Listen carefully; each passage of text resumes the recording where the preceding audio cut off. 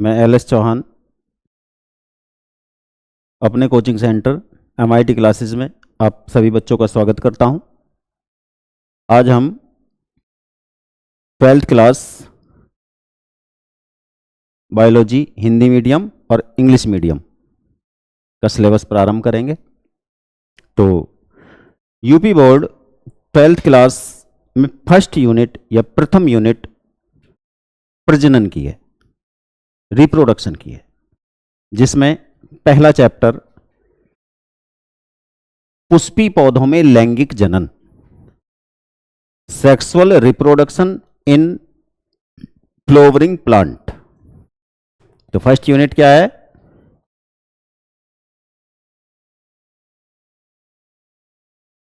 Reproduction.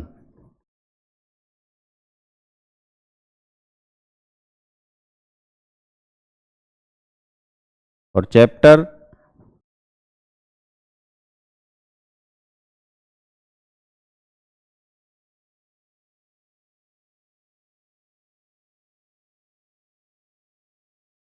Pushpi पौधों में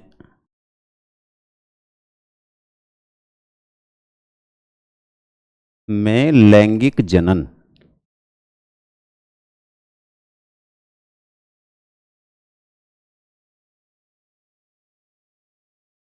sexual reproduction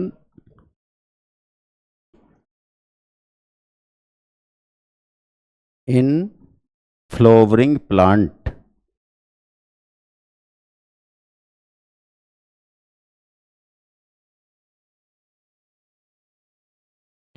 देखिए, सबसे पहले हम फ्लावरिंग प्लांट के बारे में जानेंगे कि फ्लावरिंग प्लांट क्या है। पृथ्वी पर 5 लाख से अधिक पौधों की जातियां उपस्थित हैं, प्लांट स्पीसीज प्रेजेंट हैं, जिनमें से कुछ प्लांट की जातियां ऐसी हैं जो अपने जीवन काल में यानी अपने लाइफ स्पान में पुष्प उत्पन्न करती हैं। तो ऐसे पौधे जो अपने जीवन काल में पुष्प उत्पन्न करते हैं फ्लावरिंग प्लांट या पुष्पी पौधे कहलाते हैं। इन पौधों को आवृतबीजी पौधों के नाम से भी जाना जाता है। जो क्लासिफिकेशन हमने पिछली क्लासों में पढ़ा होगा, वहां पर आवृतबीजी एक शब्द कहीं आया होगा। तो जो पुष्पी पौधे होते हैं, इन पुष्पी पौधों को ही आवृतबीजी पौधे भी कहा जाता है। आवृतबीजी पौधे क्यों कहा जाता है? आवृतबीजी पौधे का इसलिए कहा जाता है, आवृत का मतलब होता है बेटा कवर्ड, ढका हुआ, और बीज यानी सीड, यानी ऐसे पौधे जिनके बीज कवर्ड होते हैं, ढके हुए होते हैं, या बीजों के चारों ओर कोई खोल, कोई आवरण, या कोई कैप्सिड पाया जाता है, और उस खोल का नाम होता है फल। तो सीधे शब्दों में यह कहा जा सकता है कि ऐसे पौधे जो पुष्प उत्पन्न करते हों तथा जिनके बीज फलों के अंदर बंद होते हों या फलों के अंदर प्रेजेंट होते हों, उपस्थित होते हों, ऐसे पौधों को आवृतबीजी पौधे यानी एंजियोस्पर्म प्लांट या पुष्पी पौधे यानी फ्लावरिंग प्लांट कहा जाता है। ठीक, ये बात आपको समझ आ गई? पुष्पी पौधे कौन से होते हैं? वे पौधे जो अपने जीवन काल में पुष्प उत्पन्न करते हैं। आवृतबीजी पौधे कौन से होते हैं? वे पौधे जिनके बीज फलों के अंदर बंद होते हैं, आवृतबीजी प्लांट कहलाते हैं, पौधे कहलाते हैं। तो ये क्लियर हो गया। अब आया जाता है पुष्पी पौधों में क्या है? लैंगिक जनन। लैंगिक जनन। तो सबसे पहले हम जानेंगे जनन क्या है, रिप्रोडक्शन क्या है। देखिए, सभी जीव लिविंग वर्ल्ड में या जीव जगत में जितने भी प्रकार के जीव हैं, जितने भी प्रकार के जीवित पदार्थ हैं, वे सभी जीवित पदार्थ अपनी प्रजाति को, अपनी स्पीसीज को, अपने वंश बेल को आगे बढ़ाने के लिए, क्योंकि जिसका जन्म हुआ उसकी मृत्यु होगी, तो अपने जाति व्रत को, अपने स्पीसीज साइकिल को आगे बढ़ाने के लिए अपने जैसे नए जीव उत्पन्न करते हैं। यानी सभी जीव अपने जीवन काल में अपने जाति व्रत को आगे ले जाने के लिए, आगे बढ़ाने के लिए, उसकी निरंतरता को बनाए रखने के लिए अपने जैसे नए जीव उत्पन्न करते हैं। जीवों में जो ये क्षमता होती है, जीवों का जो ये गुण है, जीवों की जो ये प्रक्रिया है, जिसके अंतर्गत वे अपने जैसे नए जीव उत्पन्न करते हैं, अपने जैसे नए ऑर्गेनिज्म उत्पन्न करते हैं, उनकी इस कैपेबिलिटी को, उनकी इस क्षमता को, उनकी इस प्रोसेस को, इस प्रक्रिया को प्रजनन कहा जाता है, जनन कहा जाता है। तो यहां से जनन की एक सुंदर सी परिभाषा आपको बताते हैं कि जीवों में पाई जाने वाली वह प्रोसेस, जीवों में पाई जाने वाली वह प्रक्रिया, वह क्रिया, वह जैविक क्रिया जिसमें कोई जीव अपने जैसी नई संतान या अपने जैसे नए जीव उत्पन्न करता है, प्रजनन या जनन कहलाती है। अब ये जनन की जो प्रक्रिया है, ये अलग अलग जीवों में अलग अलग विधियों से होती है। ये सभी जीव एक जैसी जनन प्रक्रिया नहीं अपनाते। जनन की जो प्रक्रिया है उसके मुख्य दो भाग होते हैं, दो प्रकार से वो होती है जनन।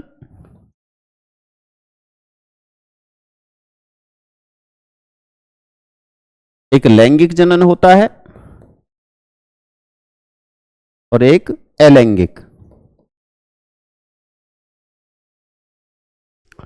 जनन की जो मेथड हैं, जो विधियां हैं, वो मुख्य रूप से दो होती हैं।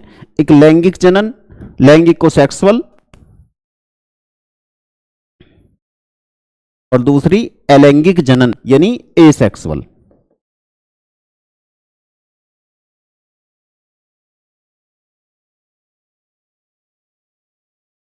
अब ये लैंगिक जनन क्या है और अलैंगिक जनन क्या है, इस पर बात करेंगे। जनन का तो आपको पता चल गया, जनन की परिभाषा तो आपको आ गई, जनन के बारे में तो आपने समझ लिया। जनन क्या है?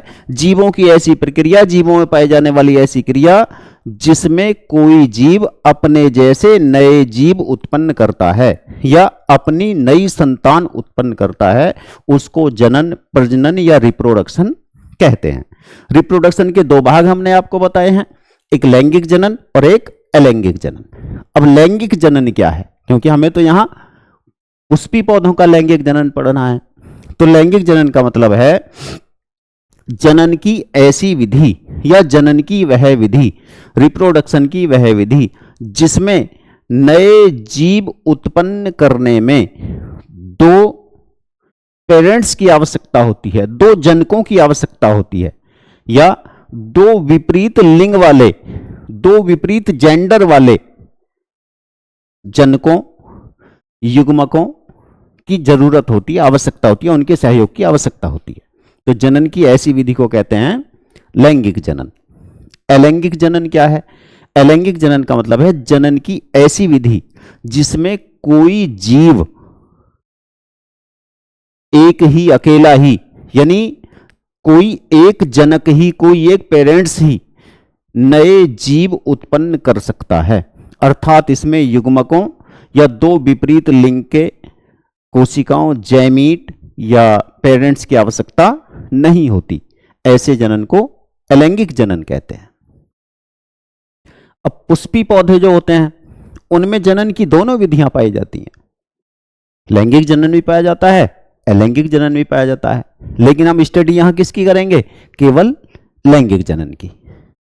आपकी जानकारी के लिए थोड़ा सा बता दूं, पुष्पी पौधों में जो अलैंगिक जनन होता है वो रूट के द्वारा यानी जड़ के द्वारा हो सकता है, कुछ पौधे पत्तियों के द्वारा कर सकते हैं और कुछ पौधे तने के द्वारा कर सकते हैं। तो ये विधियां अलग हैं। अतः लैंगिक जनन, पुष्पी पौधों में लैंगिक जनन। तो लैंगिक जनन के लिए विपरीत प्रकार के या विपरीत लिंग के युग्मकों की आवश्यकता होती है। ये युग्मक या जैमीट एगोनित होते हैं और जिन भागों में ये उत्पन्न होते हैं उन्हें लैंगिक भाग या लैंगिक अंग या प्रजनन अंग कहते हैं। जो पुष्पी पौधे होते हैं उनके प्रजनन अंग पुष्प में विकसित होते हैं, पुष्प में डेवलप होते हैं। तो यहां हम सबसे पहले पढ़ेंगे पुष्प। सबसे पहले पढ़ेंगे पुष्प।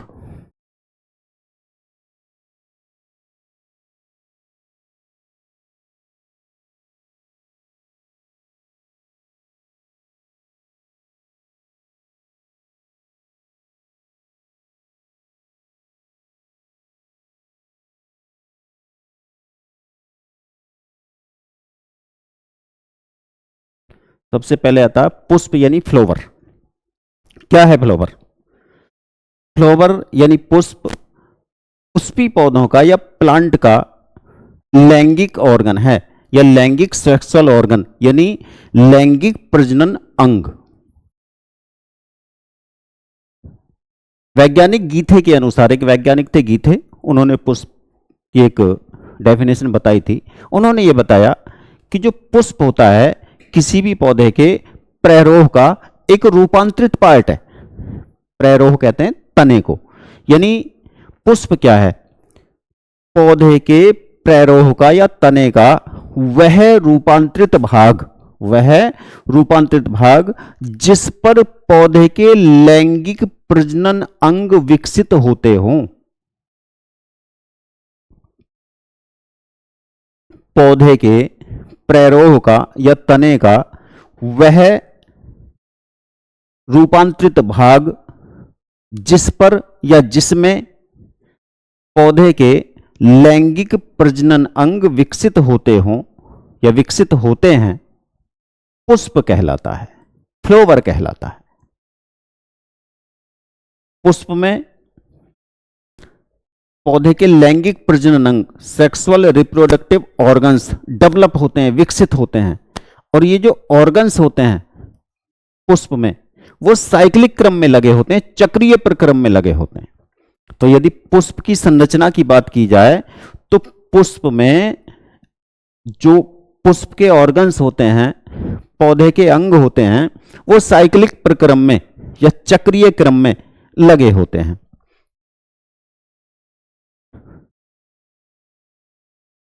अंग, ऑर्गन्स किस क्रम में लगे होते हैं? चक्रीय। पुष्प का एक सेंट्रल पार्ट होता है, केंद्रीय भाग। ये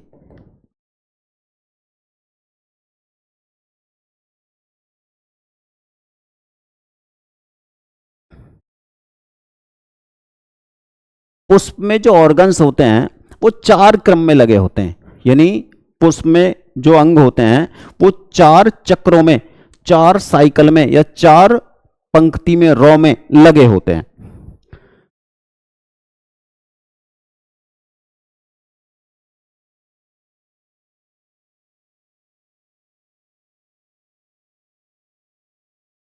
फर्स्ट रो, ये सेकंड, थर्ड और ये फोर्थ, चार रो में लगे होते हैं।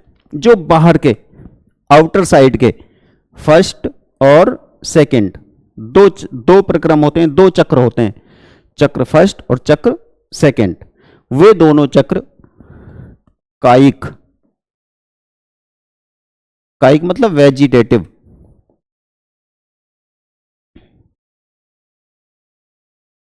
वेजिटेटिव ऑर्गन्स के होते हैं, कायिक अंगों के होते हैं। उनका रिप्रोडक्शन की प्रक्रिया से कोई लेना देना नहीं होता। कायिक अंग या वेजिटेटिव ऑर्गन्स का मतलब होता है बॉडी के ऐसे ऑर्गन्स, वो बॉडी एनिमल की हो या प्लांट की, बॉडी के ऐसे ऑर्गन्स जो सेक्सुअल रिप्रोडक्शन में या प्रजनन की प्रक्रिया में भाग नहीं लेते, उनका कोई योगदान प्रजनन में नहीं होता, उनको कहा जाता है वेजिटेटिव ऑर्गन्स या कायिक अंग। बॉडी के सभी अंग जो भी ऐसे हैं जो प्रजनन में भाग नहीं लेते। अब पुष्प की जो थर्ड और फोर्थ रो होती है, थर्ड और फोर्थ रो होती है, अंदर के दो जो चक्र होते हैं, दो, तीसरा और चतुर्थ चक्र, वे कहलाते हैं जनन चक्र, यानी रिप्रोडक्टिव।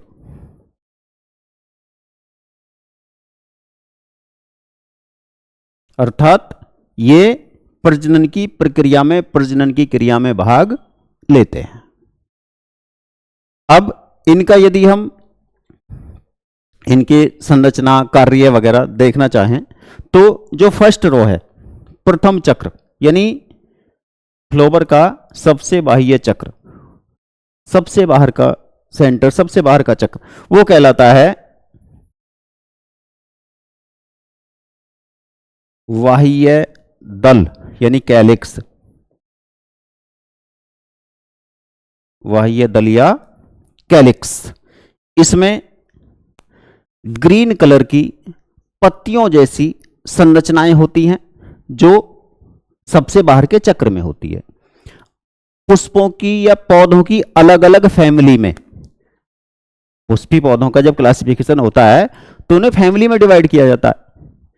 अलग अलग फैमिली में इनकी संख्या अलग अलग होती है। मोस्टली अधिकांश पौधों में ये ग्रीन कलर के होते हैं, हरे रंग के होते हैं। और इनका कार्य है, क्योंकि जब ग्रीन कलर के हैं तो ये फोटोसिंथेसिस द्वारा फूड का निर्माण कर सकते हैं, क्लोरोफिल होता है इनके अंदर। उस फ्लोवर में इनका क्या कार्य है? फ्लोवर में इनका कार्य होता है, जिस समय फ्लोवर कली के रूप में है, बंद है, क्लोज है, वो खुला नहीं है अभी, तो उस समय ये फ्लोवर्स के बाकी जो ऑर्गन्स हैं, इसके अंदर 3 चक्र और अभी बाकी हैं जो क्लोज हैं, बंद हैं, उन सब की सुरक्षा करना इसका कार्य है। तो कैलिक्स या बाह्य दल का आपको पता चला क्या होते हैं? सबसे बाहर के चक्र में उपस्थित पत्तियों जैसी छोटी छोटी संरचनाएं, लीव्स जैसी छोटी छोटी स्ट्रक्चर, संरचनाएं। इस टोटल चक्र को बाह्य दल या कैलिक्स कहते हैं। और उसकी जो एक पत्ती जैसी संरचना है, पत्ती जैसी यानी उसकी जो एक यूनिट है, उसे केवल दल कहते हैं, बाह्य दल। तो कार्य क्या है? कली की अवस्था में पुष्प के बाकी भागों की सुरक्षा करना। और ऑल ओवर कार्य क्लोरोफिल की प्रेजेंटेशन के कारण फूड का, भोजन का निर्माण करना, यानी फोटोसिंथेसिस प्रक्रिया द्वारा फूड का निर्माण करना। यह हो गया पुष्प का सबसे बाह्य चक्र, सबसे बाहरी चक्र, सबसे बाह्य अंग। कैसा ऑर्गन है ये? वेजिटेटिव।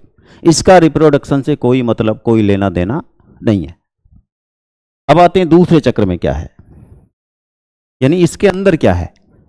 जो फ्लोवर है, फ्लोवर में ये बाह्य दल, उसके अंदर क्या है? बाह्य दल, यानी दूसरे साइकिल में आते हैं दल पुंज या कोरोला। कोरोला कहते हैं इसको, ये कोरोला होते हैं, दलपुंज या कोरोला। ये विभिन्न कलर के हो सकते हैं, यानी अलग अलग कलर के। ये पत्ती जैसी स्ट्रक्चर होती हैं, पत्ती जैसी संरचनाएं होती हैं। इनसे थोड़े लार्ज हो सकते हैं, अलग अलग पौधों में डिफरेंस हो सकते हैं। संख्या इनकी अलग अलग फैमिली में अलग अलग होती है। और इनका कार्य होता है पॉलिनेशन के लिए या इंसेक्ट पॉलिनेशन के लिए, कीट परागण के लिए कीटों को या इंसेक्ट को अट्रैक्ट करना, आकर्षित करना, इनका मुख्य कार्य यह है। तो जो कायिक जनन चक्र है, वो कायिक चक्र है, वेजिटेटिव साइकिल है फ्लावर का, उसमें 2 ऑर्गन हो गए। कौन? एक कैलिक्स और एक कोरोला, यानी बाह्य दल और दल। बाह्य दल green colour, mostly green colour की पत्तियां जैसी स्ट्रक्चर जो फर्स्ट रो में लगी हुई हैं। कार्य क्या है? फोटोसिंथेसिस द्वारा फूड का निर्माण। और कली अवस्था में, जिस समय फ्लावर इनक्लोज है, बंद है, उस समय फ्लावर्स के बाकी ऑर्गन्स की सुरक्षा करना। दूसरे साइकिल में, ये भी वेजिटेटिव साइकिल है, दूसरे साइकिल में दलपुंज या कोरोला होते हैं।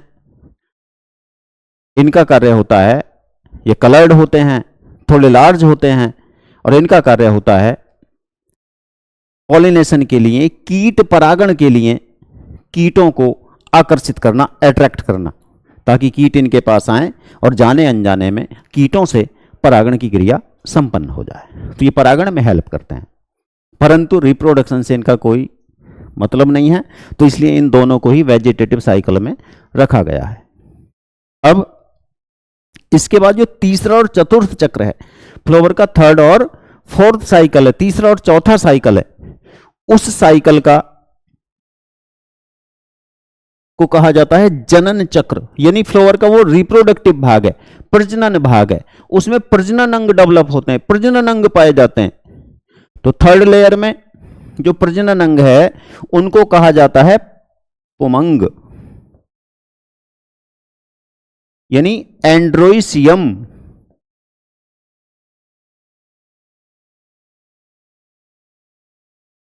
उन्हें कहते हैं पुमंग या एंड्रोइसियम। इनकी संख्या अलग अलग फैमिली के फ्लावर्स में अलग अलग होती है, लेकिन किसी भी फैमिली के लिए फिक्स होती है। मान लीजिए क्रोसीफेरी फैमिली है, मालवेसी फैमिली है, लिलिएसी फैमिली, बहुत सारी फैमिली है प्लांट की, तो किसी भी फैमिली के लिए फिक्स है। यानी उस फैमिली में जितने भी सदस्य हैं, जितने भी प्लांट हैं, वो सब में सेम होगा, लेकिन डिफरेंस फैमिली में, अलग अलग फैमिली में इनकी संख्या अलग अलग हो जाएगी। ये फ्लावर के या प्लांट के मेल रिप्रोडक्टिव ऑर्गन हैं, नर जनन अंग हैं। मेल रिप्रोडक्टिव ऑर्गन्स यानी नर जनन अंग है। जो एंड्रोसियम, यानी पूरे चक्र को एंड्रोसियम कहते हैं, और उसकी एक यूनिट को, जैसे मान लीजिए क्रूसीफेरी फैमिली है, तो क्रूसीफेरी फैमिली के जो एंड्रोसियम होते हैं उनमें 6, उनकी संख्या होती है 6। तो उसकी जो एक, यानी टोटल चक्र में 6 हैं, तो उसको एंड्रोसियम कहेंगे। अब उसकी जो एक यूनिट है, 6 पुमंग लगे हुए हैं उसमें, तो उसकी जो एक यूनिट है उस यूनिट को कहते हैं पुंकेसर। यानी एंड्रोसियम में क्या होते हैं? पुंकेसर।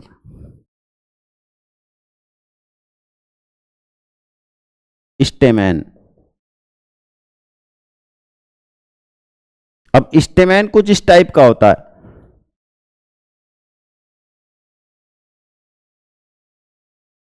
एक पार्ट इसका ये हो गया और एक ये हो गया।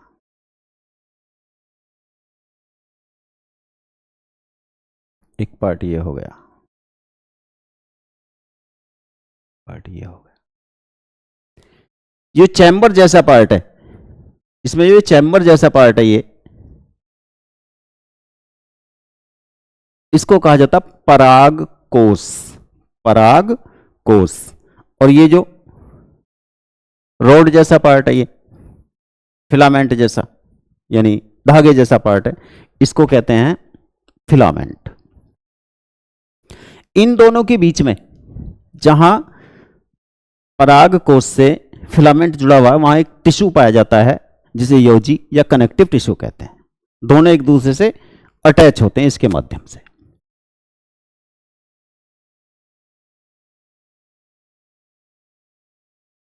होता क्या है इसमें, कार्य क्या है इसका? क्योंकि ये मेल रिप्रोडक्टिव ऑर्गन्स है, मेल प्रजनन अंग है, नर जनन अंग है, तो इसमें नर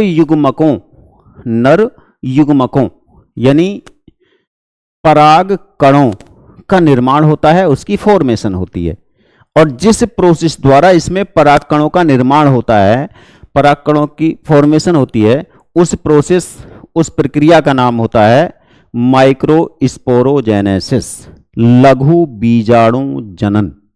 उस प्रक्रिया को आगे नेक्स्ट आएगी, वो स्टेप आएगा, लघु बीजाणु जनन। तो क्या है ये? टोटल साइकिल का नाम एंड्रोसियम, उसकी एक यूनिट का नाम स्टेमेन या पुंकेसर। पुंकेसर में एक फिलामेंट हो गया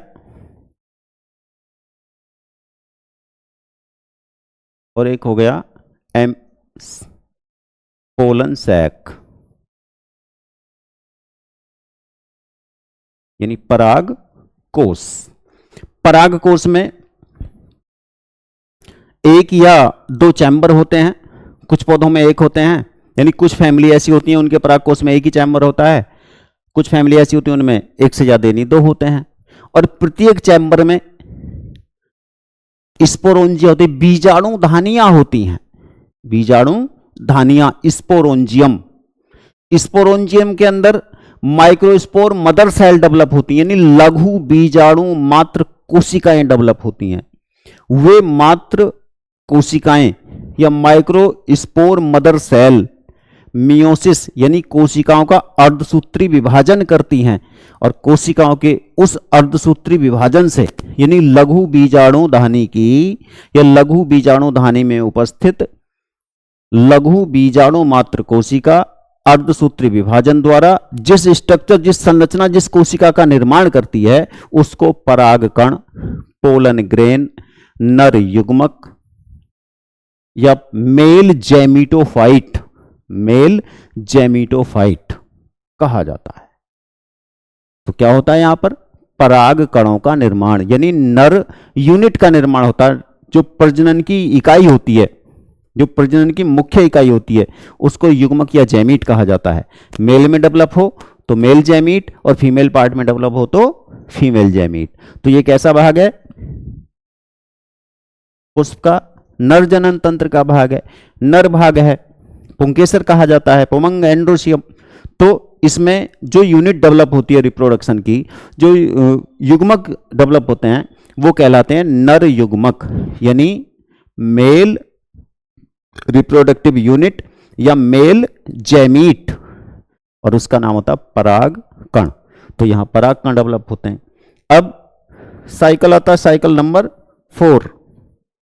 ये प्लांट का सेंट्रल पार्ट है, ये फ्लावर का केंद्रीय भाग है। जो फोर्थ साइकिल है, चौथा चक्र है, इसको कहा जाता है जायांग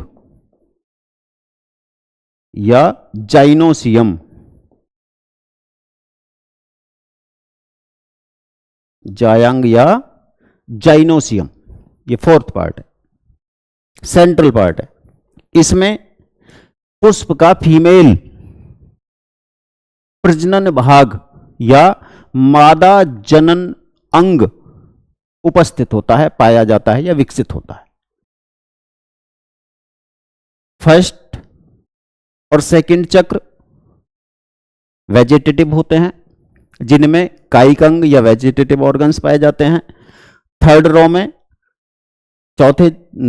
रो में पुष्प का मेल जनन पार्ट है, जिसको एंड्रोशियम कहते हैं, उसकी एक यूनिट को पुंकेसर कहते हैं, और पुंकेसर में फिलामेंट और पोलन सैक यानी परागकोश होता है। परागकोश में बीजाणु धानियां होती हैं, बीजाणु धानियों में बीजाणु मात्र कोशिकाएं होती हैं, जो अर्धसूत्री विभाजन द्वारा या माइक्रोस्पोरोजेनेसिस द्वारा क्या करती हैं? पराग कणों का निर्माण करती हैं, मेल जैमीट का निर्माण करती हैं या नर युग्मक का निर्माण करती हैं। फोर्थ साइकिल जो होता है, चौथा चक्र जो होता है, यह पुष्प का जो सेंट्रल पार्ट होता है, केंद्रीय भाग होता है, उसमें फीमेल प्रजनन अंग उपस्थित होते हैं या उपस्थित होता है, और जिसको कहा जाता है जायांग या जाइनोसियम। अब ये जाइनोसियम जो होता है, इसके भी 3 पार्ट होते हैं। जाइनोसियम कुछ इस प्रकार का होता है।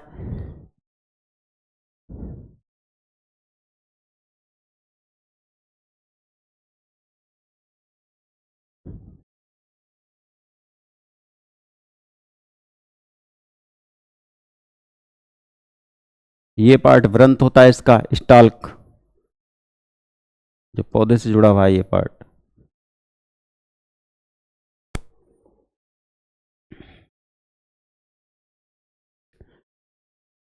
इस टोटल को जाइनोसियम या पिस्टिल, इसका जो अपर पार्ट है, ये ऊपरी सिरा, टॉप, ये टॉप, इस टॉप का नाम होता है वर्तिकाग्र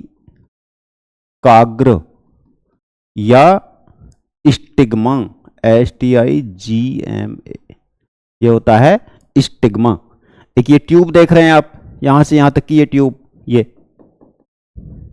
इस ट्यूब को कहते हैं वर्तिका यानी स्टाइल। बाकी ये फूला हुआ भाग है, इस फूले हुए भाग को कहा जाता है अंडाशय, ओवरी। तो फ्लावर के सेंट्रल पार्ट, केंद्रीय भाग को या चतुर्थ चक्र को कहा जाता है जाइनोसियम या जायांग। क्या है वो फ्लावर का, पुष्प का, पौधे का फीमेल प्रजनन अंग है, मादा जनन अंग है। इसके 3 मुख्य भाग होते हैं। सबसे एपेक्स साइड, ऊपरी साइड या ऊपरी सिरा वर्तिकाग्र, सबसे निचला सिरा ओवरी यानी अंडाशय, और दोनों के बीच में जो एक ट्यूब है, एक नली है जिसके द्वारा दोनों अटैच हैं, जुड़े हुए हैं, उसको कहा जाता है वर्तिका यानी स्टाइल। सबका अलग अलग कार्य है। तो आपको ये समझ में बात आई। सेंट्रल पार्ट जायांग, जायांग के कितने पार्ट? 3 पार्ट, वर्तिकाग्र, वर्तिका और ओवरी। वर्तिका, वर्तिकाग्र और अंडाशय, स्टिग्मा, स्टाइल, ओवरी। जो ओवरी होती है, ओवरी में उसकी भित्ति के साथ बीजांड यानी ओव्यूल लगे रहते हैं, जो मोस्टली प्लेसेंटा द्वारा उसकी दीवार से, वॉल से अटैच होते हैं। ओवरी में चैम्बर हो सकते हैं, द्विकोष्ठीय, 5 कोष्ठीय, त्रिकोष्ठी, इस तरह से, यानी ओवरी में चैम्बर होते हैं। और प्रत्येक चैम्बर में, यानी प्रत्येक पौधों की प्रत्येक फैमिली में चैम्बर की संख्या भी फिक्स होती है। फैमिली के लिए फिक्स है, वो अलग अलग फैमिली में अलग अलग है। ओवरी में ओव्यूल प्रेजेंट होते हैं, ओव्यूल विकसित होते हैं, ओव्यूल उपस्थित होते हैं, और ओव्यूल जो होते हैं वो प्लेसेंटा द्वारा ओवरी की वॉल के साथ अटैच होते हैं, जुड़े होते हैं। ओव्यूल से स्टाइल और स्टिग्मा तक, ओव्यूल से स्टाइल और स्टिग्मा तक एक मार्ग होता है, वे होता है, जिसके माध्यम से पॉलिनेशन के बाद, परागण के बाद मेल जैमीट ओव्यूल तक पहुंचते हैं, यानी स्टिग्मा से ओव्यूल तक पहुंचते हैं। तो स्टिग्मा का अब हम सबका अलग अलग कार्य, फंक्शन यदि इसका बताएं, अलग अलग कार्य बताएं, तो सबसे पहला पार्ट क्या है? वर्तिकाग्र, स्टिग्मा। ये जाइनोसियम का या जायांग का यानी पिस्टिल का ऊपरी छोर है, ऊपरी सिरा है। ये भाग रेस्पॉन्सिबल होता है, यानी उत्तरदायी होता है जर्मिनेशन ऑफ पोलन ग्रेन। परागण के बाद पराग कण, मेल जैमीट यहीं पर ट्रांसफर होते हैं, यहीं आकर बैठते हैं। मतलब ये इस प्रकार से, ये ऊपर भाग है, तो पोलन ग्रेन जो होंगे वो यहां आकर बैठ जाएंगे। यहां ये पोलन ग्रेन, यहां ये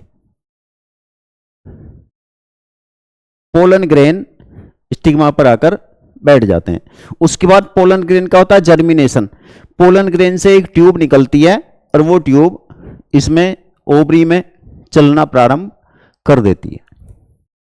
तो ये जो प्रोसेस है जिसमें पराग कण से ट्यूब बाहर निकलती है, उसे कहा जाता है जर्मिनेशन ऑफ पोलन ग्रेन, यानी पराग कणों का अंकुरण।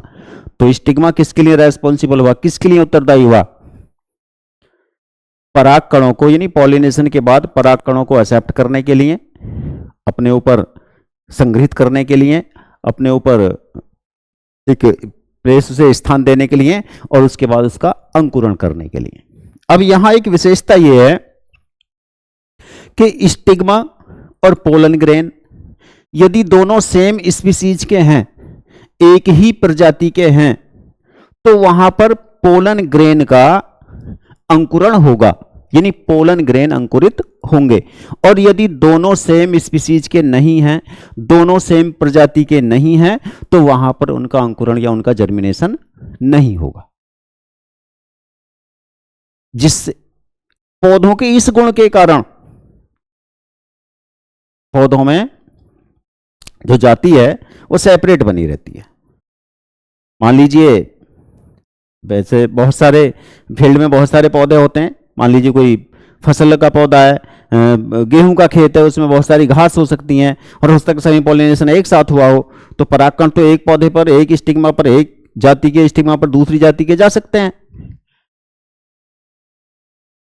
तो फिर तो उनके बीजों में परिवर्तन हो जाना चाहिए। भाई गेहूं का पौधा, उसमें किसी और कोई और बीज आ जाना चाहिए। ऐसा इसलिए नहीं होता क्योंकि स्टिग्मा डिफरेंट स्पीसीज के, स्टिग्मा दूसरी स्पीसीज के पोलन ग्रेन को अंकुरण की अनुमति नहीं देता। सेम स्पीसीज, दोनों की स्पीसीज सेम होनी चाहिए, दोनों की जाति सेम होनी चाहिए, स्टिग्मा की भी और पोलन ग्रेन की भी, तब उनका अंकुरण हो पाता है। तो स्टिग्मा ने क्या किया, वर्तिकाग्र ने क्या किया, अपना एक स्थान प्रोवाइड कराया पोलन ग्रेन को पॉलिनेशन के लिए, और उसके बाद उनके अंकुरण को अनुमति दी, पोलन ग्रेन का अंकुरण हुआ, और फिर जो ट्यूब थी, जर्म ट्यूब थी पोलन ग्रेन से, वो स्टाइल में प्रवेश कर गई। दूसरे नंबर पर आती है वर्तिका, दूसरा पार्ट है वर्तिका।